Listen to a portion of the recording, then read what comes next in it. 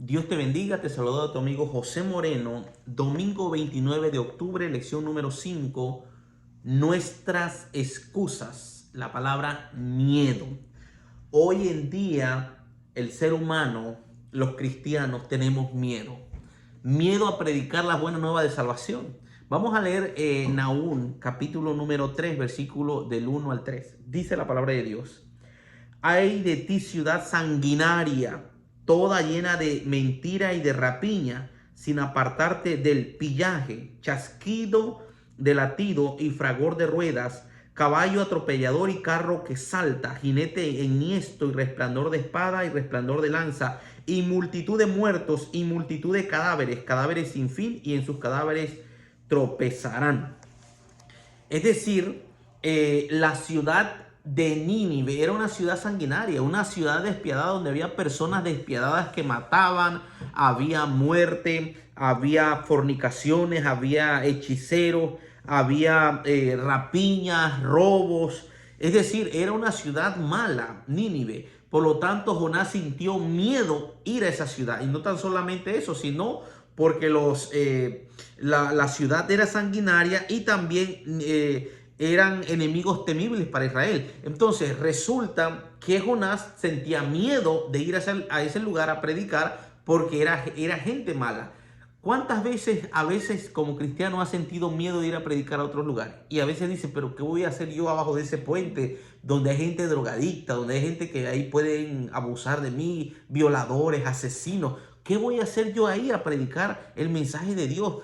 Dios que envía otro mensajero, que por ahí llegue una centinela, un audio, la radio llegue por medio de ellos. Pero yo ir a predicar a esas personas, a veces nosotros tenemos miedo. Y una de las cosas que el enemigo infunde en el corazón humano, en el corazón cristiano, la herramienta que más usa en el cristianismo, en los hermanos cristianos, es el miedo.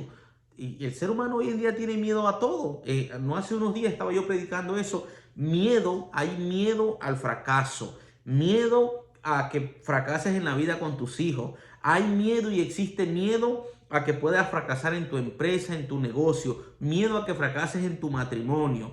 Es decir, el ser humano tiene miedo, miedo a que llegue la vejez y te tome por sorpresa, miedo a la enfermedad. Es decir, el enemigo desde el inicio, cuando Dios le preguntó a Adán, ¿dónde estás?, le respondió, oí tu voz en el desierto y tuve miedo. El enemigo es el que se encarga de traer miedo. Pero ¿qué es lo que nos trae miedo a nosotros? Bueno, el pecado nos trae miedo. Pero aquí estamos hablando acerca de la misión, porque muchas veces nuestras excusas es porque tenemos miedo.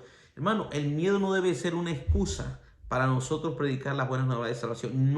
No hay excusa para predicarla, porque Dios está con nosotros. Porque esta misión no es una misión nuestra, es una misión de Dios. Y el Espíritu Santo y los poderes y los ángeles siempre estarán con nosotros cuando estemos haciendo esta misión.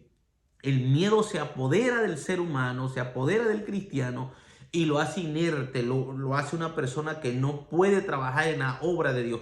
Y a veces te ofrecen un liderazgo para que seas director de diácono y dices, es que tengo miedo, es que no sé cómo hacerlo. A veces te dicen, vas a ser director de ministerios personales, de obra misionera, pero tengo miedo, ¿cómo voy a hacerlo? ¿Qué voy a decir? ¿Qué palabras voy a hacer? Y es normal porque es la naturaleza humana.